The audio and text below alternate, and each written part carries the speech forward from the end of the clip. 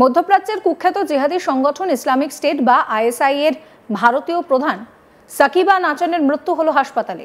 শনিবার 28 জুন দিল্লির সফদরজং হাসপাতাল থেকে ব্রেন হ্যামারেজ বা মস্তিষ্কে রক্তক্ষরণের জন্যই নাকি তার মৃত্যু হয়েছে। মৃত্যুকালে তার বয়স হয়েছিল 57 বছর। আইএসআইএস এর ভারতীয় প্রধানের দায়িত্ব পালনের আগে আরেক নিষিদ্ধ জিহাদি সংগঠন students Islamic movement of India সিমির প্রাক্তন পদাধিকারী হিসেবেও সে কাজ করেছে। তবে সাকিবের মৃত্যু নিয়ে রহস্য দানা বাঁধছে।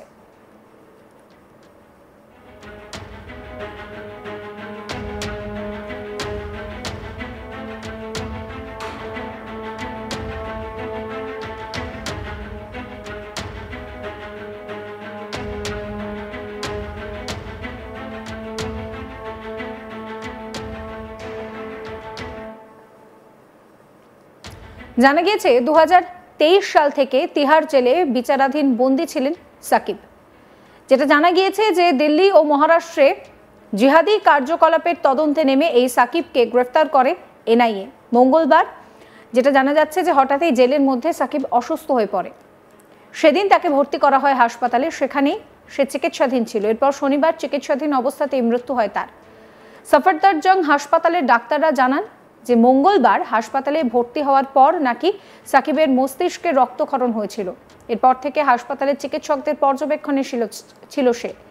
শনিবার সকাল থেকে নতুন করে তার শারীরিক অবস্থার অবনতি হয়। এরপর মৃত্যুর কোলে ঢলে পড়ে সাকিব।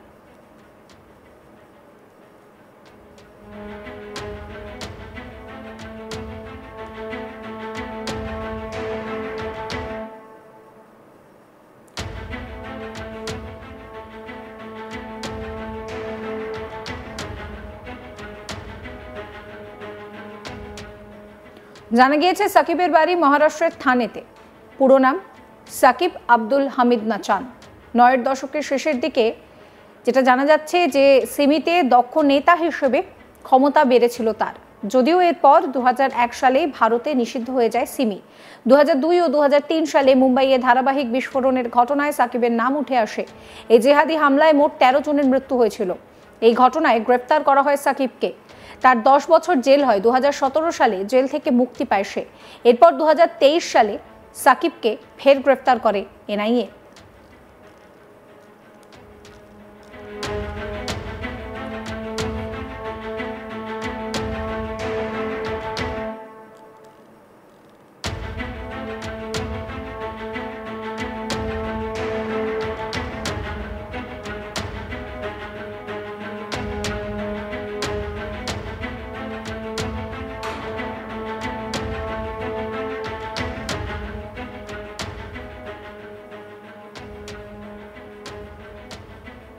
মধ্যপ্রাচ্যের কুখ্যাত জিহাদি সংগঠন ইসলামিক স্টেট বা আইএসআইএস এর ভারতীয় প্রধান সাকিবা নাচানের মৃত্যু হলো হাসপাতালে। শনিবার 28 জুন দিল্লিতে তার মৃত্যুর খবর সামনে এসেছে। জানা যাচ্ছে ব্রেন হ্যামারেজের জেরেই মৃত্যু হয় তার। মৃত্যুর সময় বয়স হয়েছিল 57 বছর। এর আগে আরেক নিষিদ্ধ জিহাদি সংগঠন students Islamic movement of India বা সিমির প্রাক্তন পদাধিকারী হিসেবেও কাজ করেছে সে। তার মৃত্যুতে রহস্য দানা বাঁধছে। জানা গিয়েছে 2023 সাল থেকে তিহার জেলে বিচারাধীন বন্দী ছিলেন এই সাকিব।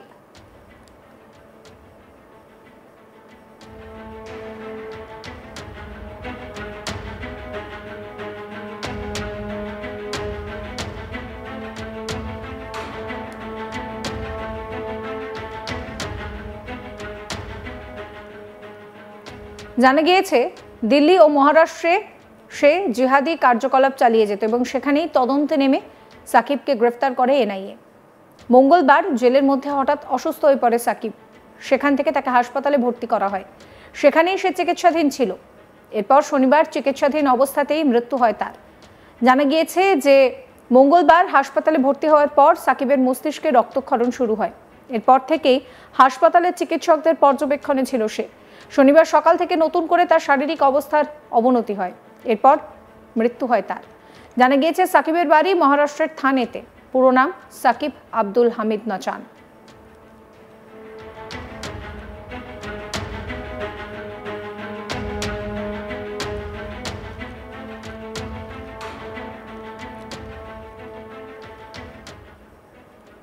সমস্ত খবরের আপডেটের জন্য আপনাদের নজর থাকুক আজ তাক বাংলায়। চ্যানেলটিকে সাবস্ক্রাইব করবেন, নোটিফিকেশন পেতে বেল আইকনে ক্লিক করবেন, ফলো করতে ভুলবেন না আজ তাক বাংলার হোয়াটসঅ্যাপ চ্যানেলও।